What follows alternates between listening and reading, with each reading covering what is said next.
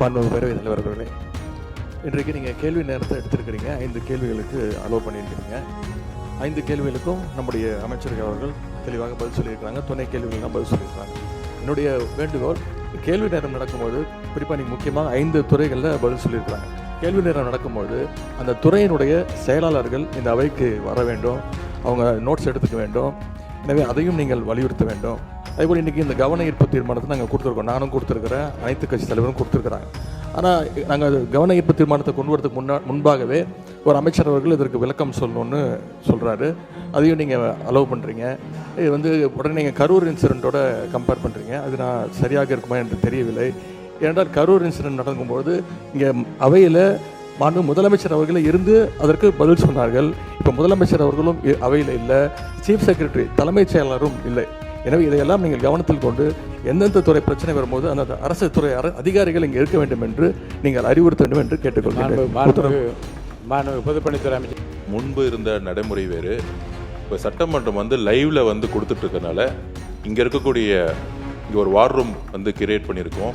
இங்கே இருக்கக்கூடிய அனைத்து எந்த டிபார்ட்மெண்ட் வந்தாலும் கிட்டத்தட்ட ஒரு நாளைக்கு 5 டிபார்ட்மெண்ட்லேருந்து 8 டிபார்ட்மெண்ட் வரைக்கும் கேள்விகள் வருது. அனைத்து செயலாளர்களும் இங்கே இருக்க பக்கத்து ரூமில் வார் ரூமில் தான் இருக்கிறாங்கிறத நாங்கள் பதிவு பண்ணுறோம். முன்னாடி லைவ் இருக்காது, இப்போ லைவ் இருக்கிறதுனால எல்லாமே லைவ்லேயே பார்த்து செயலாளர்கள் எல்லாம் இங்கே இருக்கிறாங்க. ஸோ அதை நாங்கள் பதிவு பண்ணுறோங்கிறத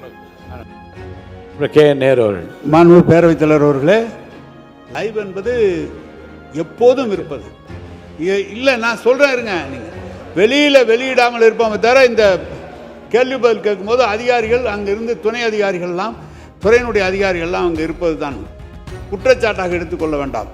உங்களுடைய துறை செயலாளர் இங்கே இருந்தால் கேள்வி கேட்டதை தவிர வேறு பகுதி பல செய்திகளை சட்டமன்ற உறுப்பினர்கள் உங்களிடம் கேட்கிறார்கள். நீங்கள் அதற்கு பதில் சொல்கிறீர்கள். துறையினுடைய செயலாளர் இருப்பாரையானால் குறிப்பெடுத்துக் கொள்வார். அது நடைபெறும் என்றால் நடைபெறும், நடைபெற முடியாது என்றால் முடியாது என்று சொல்ல வரும். எனவே துறையினுடைய செயலாளர் அவசியம் இருக்க வேண்டும். ஏன்னா இதுதான் பெரிய பாடி, சட்டமன்றம் தான் பெரிய பாடி. அந்த நேரத்தில் அதிகாரிகள் இங்கு இல்லை, முதலமைச்சர் இல்லை என்றால் முதன்மை செயலாளராக இங்கே இருக்க வேண்டும். சீஃப் செக்ரட்டரியாவது இங்கே இருந்தால், இப்போது நேபாளம் பிரச்சனையை அமைச்சர் சொல்கிறார், அப்போது குறிப்பெடுத்து என்ன பதில் இருந்தால் உடனடியாக சொல்வதற்கு திருத்துவதற்கு சரியாக இருக்கும். அதற்காக தான் சொல்கிறோம். இப்படிப்பட்ட சம்பவங்கள் இப்போது தான் நடக்குது என்பதல்ல. சில நேரங்களில் இப்படி சம்பவம் நடக்கிற போது, ஏன் ஆளுங்கட்சியாக திராவிட முன்னேற்ற கழகம் இருக்கிற போது, நம்முடைய மாண்புக்குரிய உறுப்பினர் மாண்புமிகு துரைமுருகன் அவர்கள் சொன்னது அப்படியே படிக்கிறேன் பாருங்கள். மாண்புமிகு பேரவைத் தலைவர் அவர்களே, இந்த அவை பெரியது, அதிகாரம் மிக்கது, சர்வாதிகாரம் மிக்கது. ₹1 செலவு செய்ய வேண்டுமானாலும் அரசாங்கம் இந்த அவையினுடைய அனுமதியை பெற்றாக வேண்டும். இந்த அவையிலே பேசுகிற உறுப்பினர்கள் பொறுப்பு வாய்ந்தவர்கள், தங்கள் கருத்தை அந்தந்த கட்சிக்கு ஏற்ப பேசுவார்கள். இவற்றையெல்லாம் கேட்டு அந்தந்த இலாக்காவிற்கு உரியவர்கள் எந்தெந்த இலாக்காவிற்கு டிமாண்ட் வருகிறதோ அந்தந்த இலாக்காவுடைய அதிகாரிகள் செக்ரட்டரிஸ் வரிசையாக அமர்ந்திருப்பார்கள்.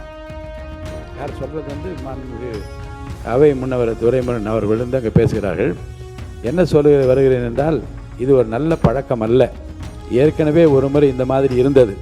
அப்போது மாண்புமிகு திரு பழனிவேல் ராஜன் அவர்கள், முன்னாள் பேரவைத் தலைவர் அவர்கள், அதிகாரிகள் இங்கே வர வேண்டும் என்று அன்றைக்கே ஒரு அட்வைஸ் செய்தார்கள்.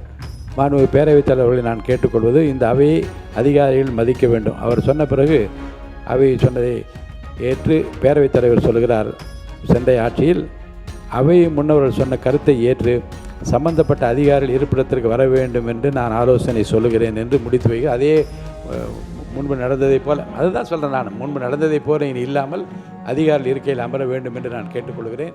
மாண்புமிகு பள்ளிக்கல்வித்துறை அமைச்சர் உத்தரவு.